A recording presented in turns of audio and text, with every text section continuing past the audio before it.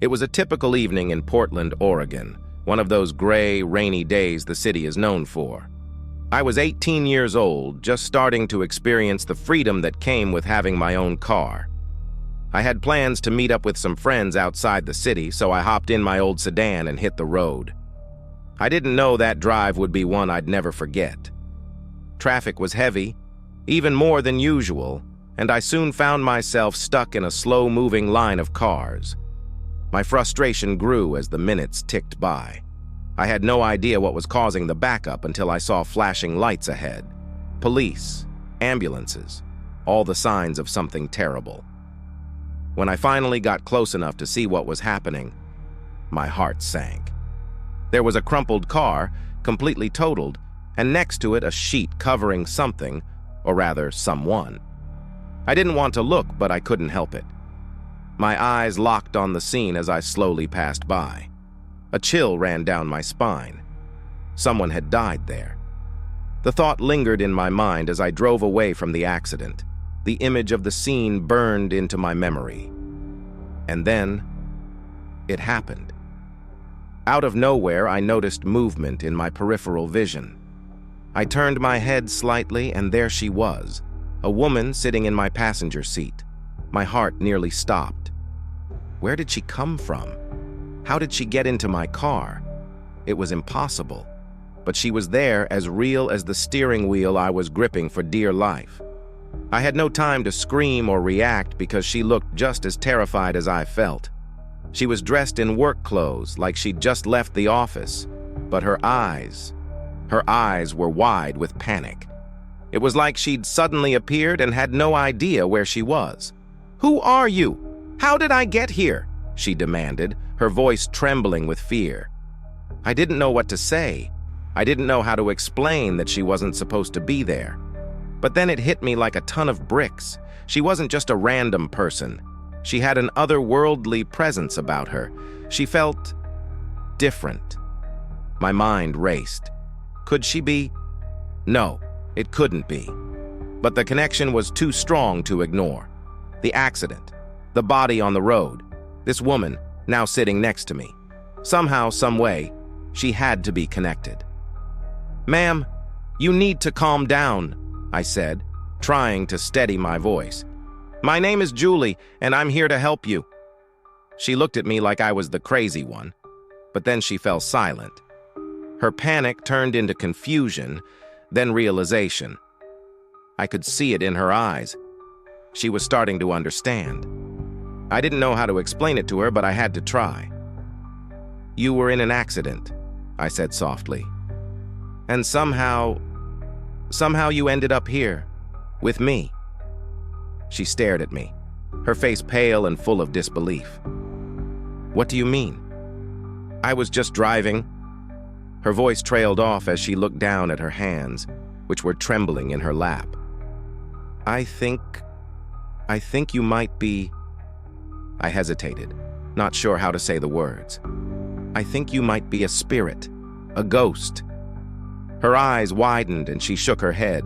No, that can't be. I can't be." But deep down, we both knew it was true. The reality of it was too much for her to process. She started to cry, tears streaming down her face as she struggled to understand what had happened to her. I didn't know what else to do, so I just kept driving. We didn't say much after that. She seemed lost in thought, coming to terms with what had happened. And then, just as we passed a clearing in the trees, something changed. The sun broke through the clouds, casting a warm golden light across the landscape. She looked out the window, her eyes filled with a sense of calm that hadn't been there before. "It's beautiful," she whispered. I nodded, trying to hold back my own tears. "Yes, it is." And then, just like that, she was gone. She didn't say goodbye. She didn't fade away. She just disappeared. One moment she was there, and the next she wasn't. The passenger seat was empty, as if she had never been there at all. I pulled over to the side of the road, my hands shaking uncontrollably. Had I imagined the whole thing? Was it just my mind playing tricks on me? But deep down, I knew it had been real. I had seen her, spoken to her, helped her find peace. And now she was gone. For days after the incident, I couldn't stop thinking about her. I questioned my sanity, replayed the events in my mind over and over. But then, a few days later, I saw a news story that made my heart skip a beat. They were talking about the accident I had passed by that day, the one that had caused the traffic jam. The news anchor mentioned a trucker who had been injured in the crash, but it wasn't the trucker that caught my attention. It was the woman who had died in that accident. The woman whose face appeared on the screen was the same woman who had been in my car. I couldn't believe it. It was too much. The realization hit me all over again. What I had experienced wasn't a hallucination. It wasn't a dream. It was real. To this day, I don't know why she chose me or why she appeared in my car. Maybe she just needed someone to help her find peace, someone to guide her toward the light. I'll never forget her, and I'll never forget the feeling of her presence in that car with me. It's a memory that will stay with me for the rest of my life. A reminder that sometimes the veil between our world and the next is thinner than we think. College life was supposed to be about freedom, fun, and the occasional all-nighter cramming for exams. But for me, one chilling encounter turned my entire world upside down. It's something I still think about, especially late at night when the shadows seem to stretch a little too long and silence weighs heavy. I lived off campus with my roommate, Jessica. Our apartment complex was a rundown, slightly eerie place, the kind of building where the lights flickered a little too often, and the hallways always seemed to echo with footsteps, even when no one was there. But we stayed there because it was cheap, and most importantly, the complex offered a shuttle service to campus. That saved us from the creepy walk to and from our classes, especially after dark. It was an overcast morning, the sky a blanket of oppressive gray as I boarded the shuttle. There was an odd stillness in the air, something that made the hairs on the back of my neck stand on end. I sat down in my usual seat, near the back where it was quieter, and plugged in my headphones. The shuttle wasn't full, but enough students were on board, chatting and laughing, making the atmosphere seem almost normal. Almost. As we pulled out of the parking lot, I felt a strange sensation, like someone was watching me. I glanced around, but no one was paying me any attention. I chalked it up to nerves. After all, I had a lot on my plate, 2 exams that week, and my stress levels were through the roof. Still, I couldn't shake the feeling. Then out of nowhere, I heard it, a voice as clear as someone whispering directly into my ear. But this wasn't just any voice. It was cold, almost inhuman, with a tone that sent a chill down my spine. Your grandmother is going to die, and you are going to miss your economics test. I froze, my breath catching in my throat. I whipped my head around, but no one was near me.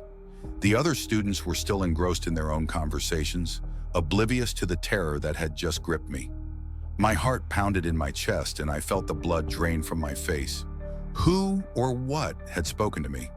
The voice had been so distinct, so real, but no one else seemed to have heard it. I tried to dismiss it, convincing myself that it was just a figment of my imagination, a byproduct of stress and lack of sleep. But deep down, I knew it was more than that. The words had a weight to them, a sense of inevitability that made me feel sick to my stomach. I arrived on campus, but the rest of the day passed in a blur. I couldn't concentrate in class, my thoughts consumed by the voice. My grandmother had been in declining health for a while, but nothing had prepared me for such a sudden, ominous warning. And what about the economics test? The whole thing felt like a twisted prophecy, and I couldn't shake the feeling that something terrible was coming. When I returned to the apartment that evening, Jessica immediately noticed my pale complexion and jittery demeanor. "What's wrong with you? You look like you've seen a ghost," she said, half laughing but clearly concerned. I hesitated, wondering if I should even tell her, but the words tumbled out of my mouth before I could stop them. I recounted the strange voice, the eerie message, and the overwhelming dread that had followed me all day. Jessica frowned, her playful expression fading. "That's, creepy. But it's probably just stress, right? You've been under a lot of pressure with exams and everything. Maybe your mind is playing tricks on you. I wanted to believe her. I really did. But no matter how hard I tried, the unease gnawed at me like a persistent shadow that wouldn't leave me alone. "Here," Jessica said, reaching into the fridge and pulling out 2 beers. "This will help you relax. You're overthinking it." I took the beer, hoping that maybe, just maybe, she was right. But as soon as I cracked it open, the phone rang. The shrill, piercing sound echoed through the apartment, making both of us jump. My hands trembled as I reached for the phone. Something inside me already knew what was coming. "Hello?" I answered, my voice barely a whisper. It was my mother, her voice strained and trembling. "Sweetie, you need to come home. It's your grandmother. The doctors don't think she'll make it through the night." I felt the world tilt beneath me. The beer slipped from my grasp, spilling across the floor as I sank onto the couch, numb with disbelief. It was happening, just like the voice had said. Jessica's eyes were wide with shock as I relayed the news. "Oh my God, that's too weird. Are you sure you're okay?" "I have to go home," I muttered, already standing and grabbing my bag. My hands moved on autopilot, packing what I needed while my mind raced with fear and confusion. The drive home was eerie, the darkness outside the windows pressing in on me. The road seemed longer than usual, and every shadow looked like it was reaching out, trying to pull me into the unknown. The radio played static between songs, the occasional garbled voice breaking through the noise like another twisted whisper. By the time I arrived at my parents' house, I was a bundle of raw nerves. My grandmother was barely holding on. The living room had been transformed into a makeshift hospice, and I could barely recognize her frail form beneath the sheets. I sat by her side, holding her cold hand, feeling a deep sadness that I couldn't escape. She passed away that night, just as the voice had foretold. The following days were a haze of grief and funeral arrangements. The weight of what had happened bore down on me, but the voice's words echoed in my mind like a curse. On the day of the funeral, I realized with a sinking heart that it was the same day as my economics test. I had no choice but to miss it. Just as the voice had predicted, the prophecy had come true in every horrifying detail. When I returned to campus the following week, I felt different, haunted. The world seemed colder, darker, as if the strange voice had opened a door to something sinister, something that was still out there, watching me. Jessica tried to console me, but even she couldn't ignore the strange accuracy of the voice's warning. To this day, I don't know what spoke to me on that shuttle. Was it a ghost, a premonition, or something far more malevolent? All I know is that it left me with a lingering sense of dread that I can't quite shake. Sometimes when I'm alone at night, I still hear it, the whisper. Not the same words, but a faint, echoing murmur, just at the edge of my consciousness. And every time I do, I wonder, what if it comes back? What if it tells me something else, something even worse? Because the scariest part isn't just that the voice was right, it's that I know I'll never be able to escape it.